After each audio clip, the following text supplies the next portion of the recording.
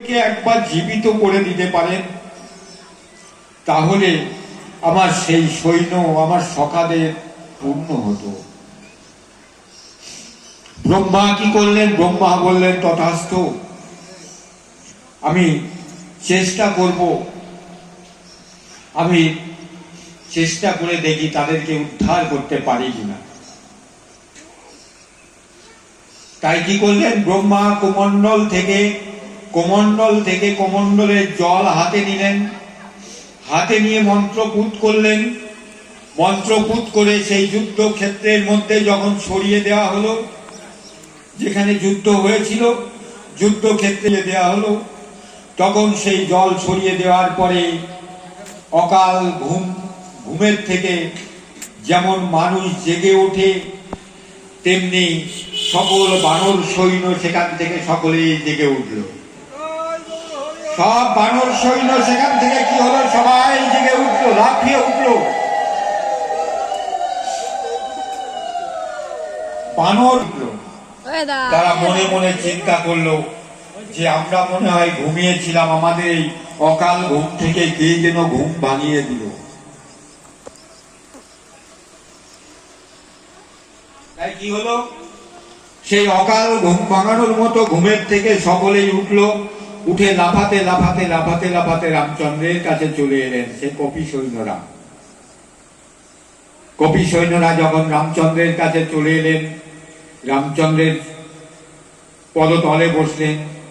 এইবার রামচন্দ্র ব্রহ্মাকে জিজ্ঞাসা করলেন, পিতামহ, এই যে আমার এই বানর সৈন্যরা সকলেই জীবিত হয়ে গেল, কিন্তু আর যে রাবণের সৈন্য যারা ছিল, সেই রাবণের সৈন্যরা কেন জীবিত হলো না? ব্রহ্মা বললেন, রাবণের সৈন্যরা জীবিত হলো না কেন শুনবেন। বললেন, রাবণের সৈন্যরা যুদ্ধ করেছে, রামকে মারো, রামকে বাঁধো, রামকে বধ করো। রাম নাম করতে করতে তারা সকলেই মৃত্যুবরণ করেছে। তাই তারা সকলের ঈশ্বরের কৃপা লাভ করে সকলেই তাই স্বর্গে চলে গেছে। নিতাই গৌর হরি হরি বলো।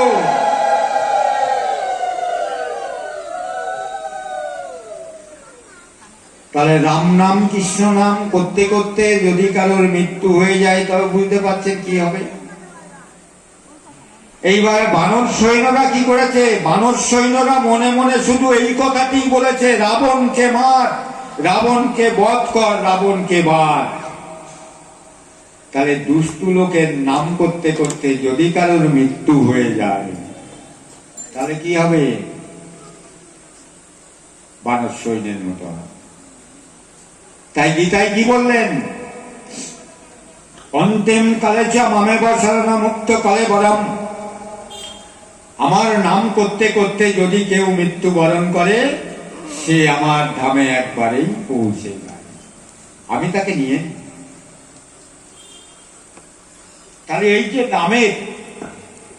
নামের মহিমা, নামের কত বড় মহিমা।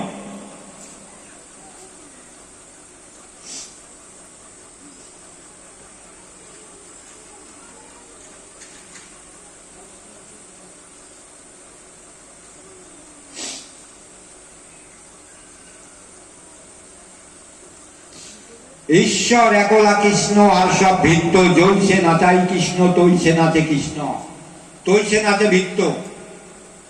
ঈশ্বর একা কৃষ্ণ, আর সব ভিত্ত।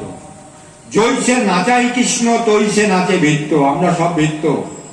ঈশ্বর আমাদেরকে যেমন ভাবে নাচাবে, আমরা তেমন ভাবে নাচব। কিন্তু সেটা হচ্ছে ঈশ্বরের শরণাপন্ন হয়ে।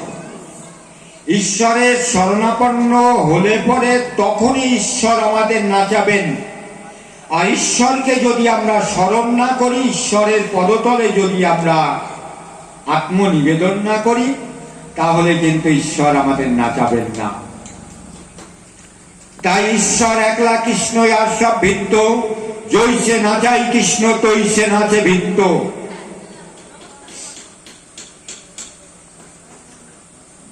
তো আমরা সকলেই ভিত্ত।